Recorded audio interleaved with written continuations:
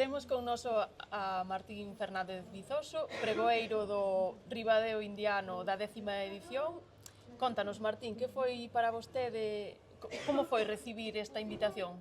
Hombre, para min é un altísimo honor porque eu pasei parte da miña adolescencia e xuventude en Ribadeo, estudei aquí no Colexio Santo Tomás de Aquino, teño familia en Ribadeo e teño grandísimos amigos en Ribadeo. Iso, en primeiro lugar, é un honor. En segundo lugar, espero que é un reconocimiento polo meu traballo en pro da emigración e, sobre todo, a recuperación de tantos e tantos emigrantes ribadenses como publiquei nos meus libros. E, en terceiro lugar, é claramente un placer porque para min Ribadeo é, iba a decir algo así como paraíso, pero realmente creo que é algo parecido ao paraíso. Pois sí.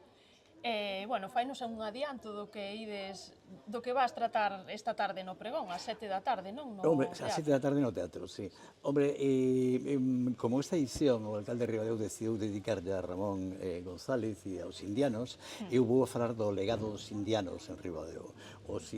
Non hai vila en Galicia que teña mostras máis palpables da pegada da emigración que Ribadeo, sin duda. Entón, eu vou a falar dos principales filántropos de Ribadeo e, sobre todo, demostrar unha cuestión de que a filantropía, ao contrario do que pensa moita xente, non é unha cuestión de caridade, de misericordia ou religiosa ou algo deso, que pode haber en algún caso, pero a filantropía en Ribadeo fundamentalmente é un amor ao pueblo. A xente que era un amor aos seus, que fixo seus os problemas da xente de Ribadeo para axudarlles. Entonces, iso é algo maravilloso porque enseña ás generacións posteriores de que o mellor xeito de permanecer é dar.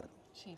E que a filantropía é algo que vai coa persona humana. Hai un famoso verso de Machado que fala que ti eso, converso con el hombre que siempre va conmigo, quien habla solo espera hablar a Dios un día, mi soliloquio es plática con este buen amigo que me enseñó el secreto de la filantropía. Entón eu creo que a filantropía é un valor que hai que poñer de día na actualidade.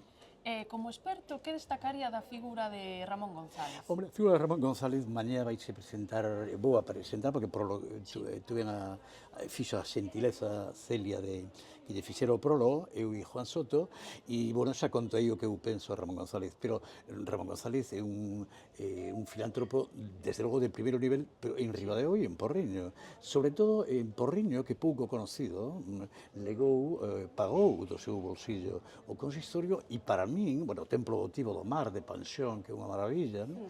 Pero, sobre todo, o gran valor é que el axudou nos inicios, cando máis o precisaba, a unha figura que é absolutamente clave na historia de España, non na de Galicia, que é Antonio Palacios. Date conta que o Palacio de Correos, o actual Ayuntamiento de Madrid, o Banco Español do Río da Plata, que é a sede do Banco de España, etc. Os principales monumentos de Madrid son obra de Antonio Palacios, non? E o propio Concello de Porriño.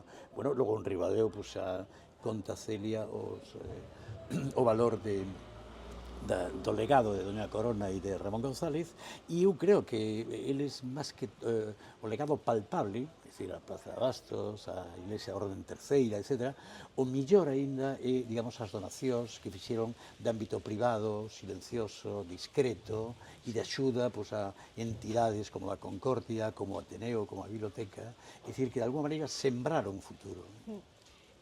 Tamén, vostede como comezou a especializarse nesto da inmigración?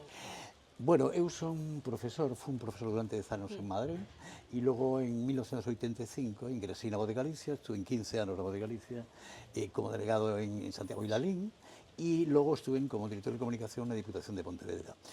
Esas tres facetas dos miños 40 anos de vida laboral permitironme viaxar moito a América. Eu fui unha docena, 15 veces, non recordo, Cuba, Argentina, México, Uruguai, etc. E, sobre todo, cando cheguei de Madrid, vivía cerca do Instituto Galego Padre Sarmiento. Entón, eu linme prácticamente toda a prensa de emigración, el Eco de Galicia, Cultura Gallega, Alma Gallega, a prensa que facían os emigrantes de emigración. E aí fui recollendo todo o que tiña alusión á Mariña, non? É dicir, pois, unha señora que tuvo a desgracia de que morreu na travesía do barco e tiveron que tirar ao mar, porque iso é o que marca a lei marítima, e os tres nenos que viñan con ela tuvieron que ser recollidos por un filántropo de Ribadeo que viña nesa tripulación, que era don José Acevedo Martínez, que foi alcalde de Ribadeo logo, no? Bien, pois ese suceso contase na prensa de emigración, ou contase o éxito de determinados empresarios. Eu fui recollendo todo o que facía alusión á Mariña e fui apuntando en libretas. Logo, pola miña profesión, gústame a lectura e iso levábame a outras cousas, e cando tuve tempo iniciei unha serie na Voz de Galicia desde o ano 2015 ao ano 2024. Durante 9 anos escribín todos os domingos unha página que se chama Memoria de Mariñáns e publiquei 3 libros, 2 sobre personas individuales e un sobre sociedades da Mariña en Cuba, e agora, no próximo mes de agosto, entre agosto e setembro, presentarei, espero, en Ribadeo, 2 libros novos de Memoria de Mariñáns con a recuperación de outros emigrantes. Moi ben. Pois moitísimas gracias por estar aquí, Martín. Foi todo un placer ter a un experto como vostede e o pregoeiro deste ano. Moitas gracias. Verémonos na presentación do libro. Moitas gracias. Eso. Agradezco moito a vosa entrevista e agradezco a túa deferencia personalmente. Moi ben, Moitas pois, gracias. moitísimas gracias.